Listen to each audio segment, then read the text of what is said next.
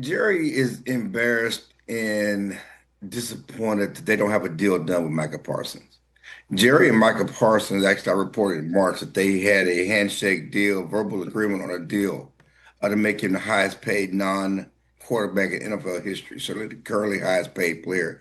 And Micah asked Jerry to call his agent, and Jerry and Steven have not done that. And now this was in March, and now we're in late July, getting ready to go to August, starting the training camp. They still have a deal done. Micah Parsons here, but he most likely will have a hold in. So Jerry is coming up with reasons why they don't have a deal.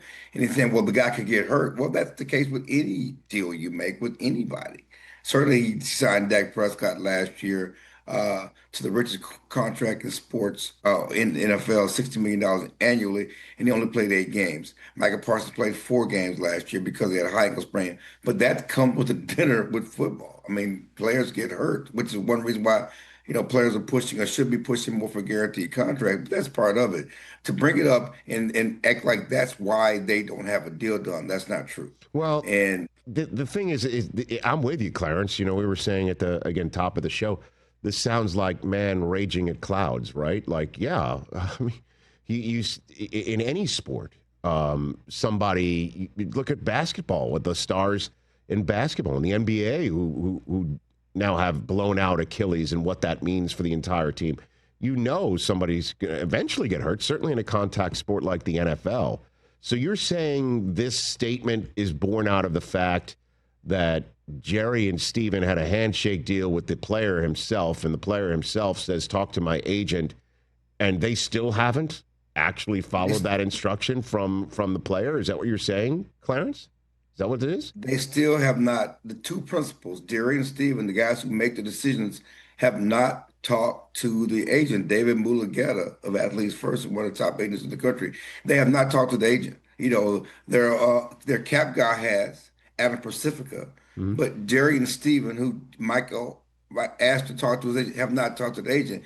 And I'm just saying, Jerry spent a lot of time during the press conference come up with reasons why he hasn't done the deal. He like, I need to see more leadership from Michael. I need to see him, in camp, patting players on the butt because it's going to be a hold in. I need to see more. Well, you didn't need to see more because you already had a handshake deal, a verbal agreement on a deal in March without saying all that. So now we're in late July, August. Why have you not?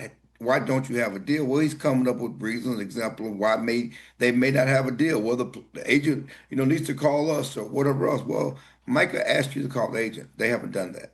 Clarence Hill here on the Rich Eisen Show. Is the TJ Watt deal complicated this anymore? Do you think, Clarence? Because they understood from the beginning that no matter that, and they've said they want to make Micah the richest non-quarterback in the NFL. And before TJ Watt, it was Garrett, and Jamar Chase, and TJ Watt only went 1 million over them. So I mean, if 40 was realistic, that now that TJ Watt is 41, then that doesn't have an impact. I mean, Okay. he was going to get that anyway. Well, now is it 41? Is it 42? Is it 43? How much higher do you go?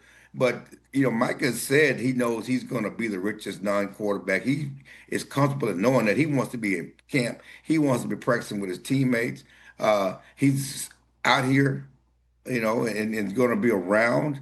And I think the fact that he's out there going to be around knows that it's a matter of time because the Cowboys have never not gotten something done. If you go back to all the negotiations, going back to Zeke, when he said Zeke who before, and Zeke got That's right. upset, Yes. and then he signed Zeke. And last year, CD missed all the camp, and Dak, decided to start to the morning of the season opener.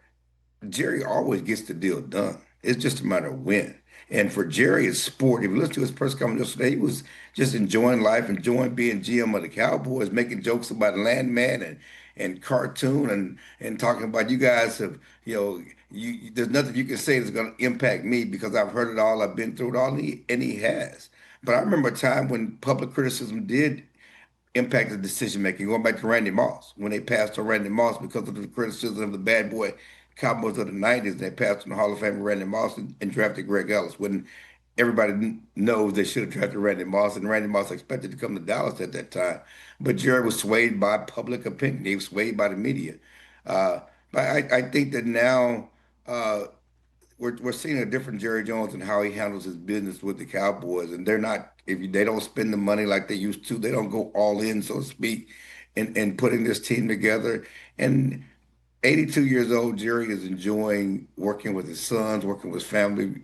Certainly, his franchise is the richest in sports. He does have three Super Bowls. The angst for him is not the same for fans who've never seen the Cowboys be winners, or these players who have to bear the burden of the 90s on their back, like Dak and CD and Micah. He got three Super Bowls he can sleep with, and he has the richest franchise in sports.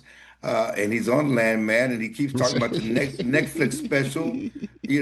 Life is good. Catch the Rich Eisen Show live weekdays from 12 to 3 p.m. Eastern on Roku Sports Channel in the U.S.